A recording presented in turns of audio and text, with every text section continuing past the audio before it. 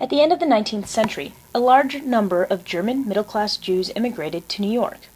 These new Americans, afraid of anti-Semite backlash in their new country when the lower-class Jews of Eastern Europe arrived, sought to help the newcomers acclimate and formed the Hebrew Immigrant Aid Society.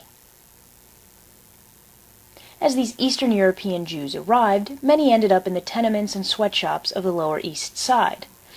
At their disposal was a branch of the public library that went up in 1910 and formerly had long lines of immigrants. And across the street was the Educational Alliance, which provided social services in an attempt to Americanize the funny-looking, funny-talking, unkempt group as quickly as possible. The Alliance offered classes in English, typing, dance, art, music, and how to acquire citizenship. Yiddish was banned at the Alliance, although Abraham Cahan ran the world's largest Yiddish newspaper a block away. The Bialystoker Home for the Aged, named for Białystok, Poland, was originally built for the local Jewish community in 1932, with a newer medical annex built in 1966. On it is a mural funded by a now-defunct city grant which tells the story of the Jewish experience in the 20th century up to the 1970s. The story begins with the voyage from the old country, leaving persecution or economic troubles. Upon arrival, employment was largely in textiles, whether earlier in tenement living or later in sweatshops. Poor conditions and treatment led to activism, especially in the form of unions.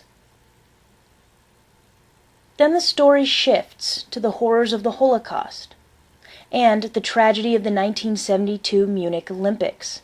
If you look carefully at the faded area, you can make out Jewish American Mark Spitz, the swimming star of the '72 Olympics. He left during the hostage crisis, unless he too would be targeted.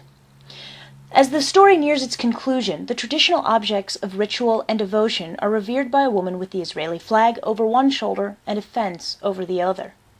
Finally, the people of the Jewish diaspora are represented, looking on, looking forward.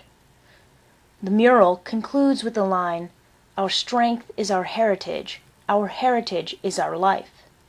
Little remains of the Lower East Side's Jewish community that once contained 600 Orthodox synagogues, as it has blended into the American backdrop. Today, the Bialystoker home is slated for demolition. Our strength is our heritage is our life.